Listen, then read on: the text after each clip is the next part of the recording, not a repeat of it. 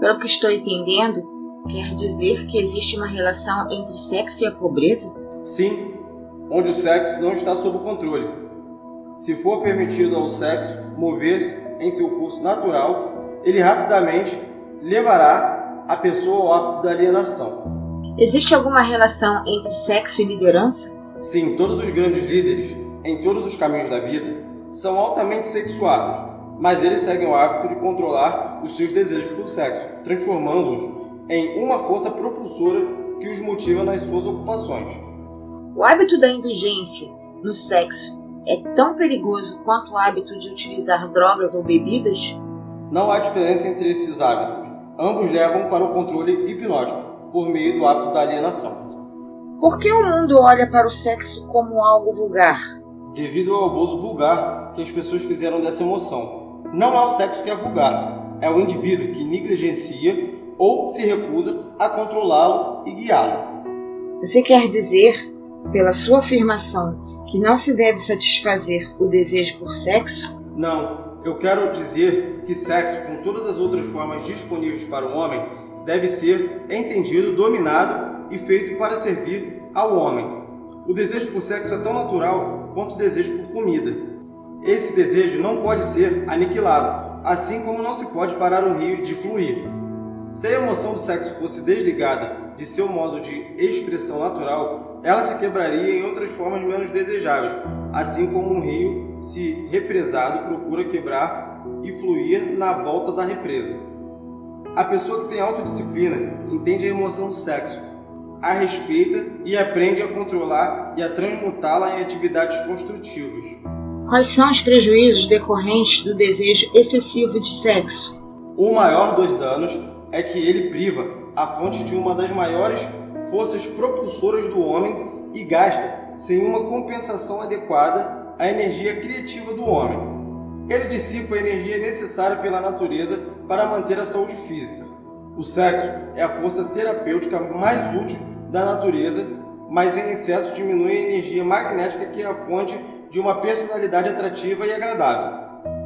Ele remove o brilho dos olhos e acaba gerando discórdia no tom de voz de uma pessoa. Destrói o entusiasmo, acaba com a ambição e leva inevitavelmente para o hábito da alienação em todos os assuntos.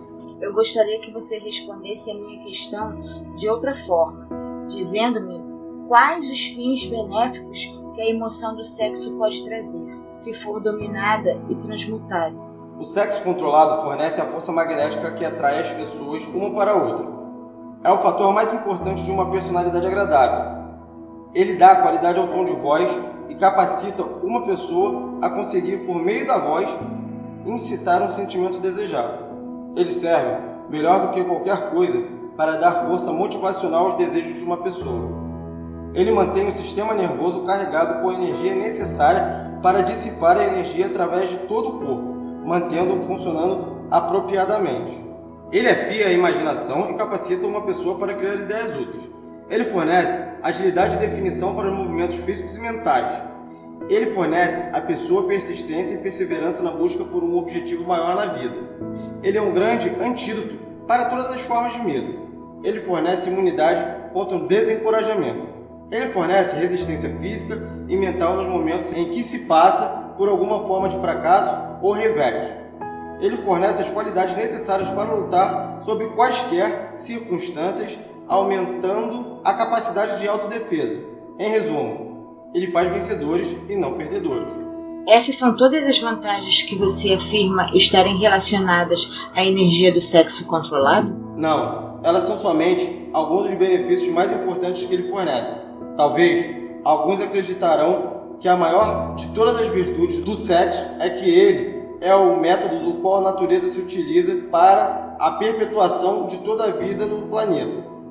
Só isso já deve remover todo qualquer pensamento que leve a crer que o sexo seja algo vulgar. Pelo que estou entendendo, baseado no que você diz, a emoção do sexo é uma virtude e não uma falha. Ela é uma virtude quando controlada e direcionada para obter fins desejáveis. Ela é uma falha quando negligenciada e quando se permite sair do controle e levar-nos a atos de luxúria. Por que essas verdades não são ensinadas para as crianças por seus pais e pelas escolas? Ambos negligenciam isso porque, na verdade, desconhecem a real natureza do sexo. Para a manutenção da saúde do corpo, é tão necessário que se entenda e se use apropriadamente a emoção do sexo quanto é manter o sistema intestinal limpo. Os dois assuntos devem ser ensinados em todas as escolas e em todas as casas onde haja crianças.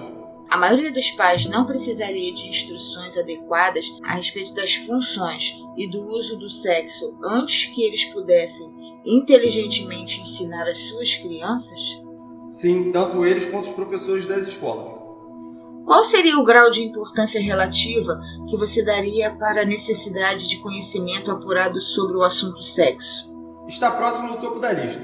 Há apenas uma coisa de maior importância para os seres humanos, que é pensar com exatidão. Pelo que estou entendendo, você afirma que o conhecimento das reais funções do sexo e a habilidade para pensar com exatidão são as duas de maior importância para o homem.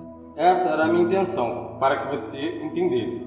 Pensar com exatidão vem primeiro, porque é a solução para todos os problemas do homem, a resposta para todas as orações, a fonte da opulência e de todas as possessões materiais.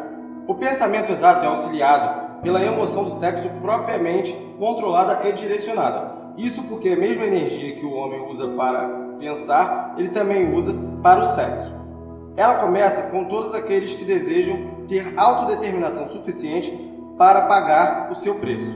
Ninguém consegue estar inteiramente livre, espiritualmente, mentalmente, fisicamente e economicamente, sem aprender a arte do pensamento exato. Ninguém consegue aprender a pensar com exatidão sem incluir, como parte do conhecimento necessário, informações sobre o controle da emoção do sexo por meio da transmutação. Será uma grande surpresa para muitas pessoas saber que existe uma relação íntima entre o pensamento e a emoção do sexo. Conte-nos agora sobre o terceiro desejo e vamos ver o que isso tem a ver com a autodisciplina. O hábito de expressar opiniões imprecisas e desorganizadas é um dos mais destrutivos.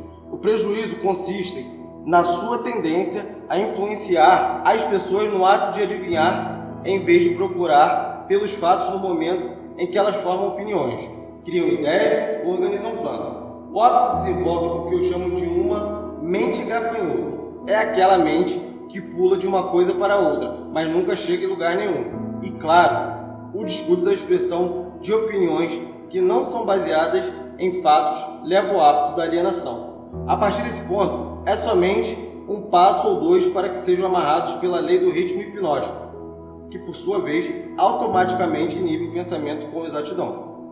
Quais outras desvantagens existem na livre expressão de opiniões? A pessoa que fala demais acaba informando ao mundo todos os seus planos e objetivos e, por sua vez, fornece aos outros a oportunidade de lucrar com as suas ideias. Homens sabem manter seus planos para si mesmos e evitam expressar opiniões para que não tenham sido solicitadas.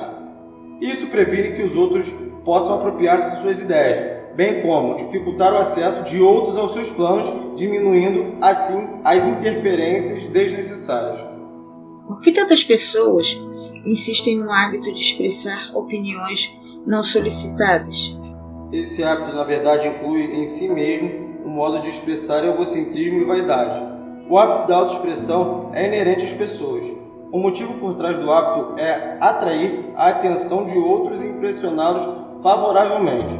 Na verdade, ele tem justamente o efeito contrário. Quando aquele se convida a falar atrai a atenção, geralmente ele atrai para si condições desfavoráveis.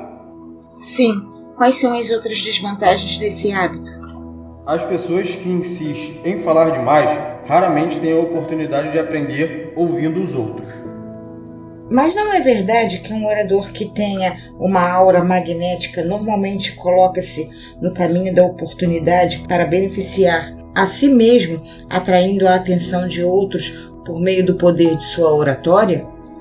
Sim, um orador que tem o dom da fala realmente tem um ativo de tremendo valor na habilidade de impressionar as pessoas pelo seu discurso, mas não consegue fazer o melhor uso desse ativo se forçar o seu discurso em pessoas que não solicitaram a sua fala. Nenhuma outra qualidade acrescenta mais a personalidade de uma pessoa do que a habilidade de falar com emoção, fosse convicção. Mas o orador jamais deve impor o seu discurso sobre os outros sem ter sido convidado a fazê-lo. Há um velho ditado que diz que nada vale mais do que seu verdadeiro custo. Isso se aplica tanto para a livre expressão de opiniões que não são bem-vindas, quanto para as coisas materiais.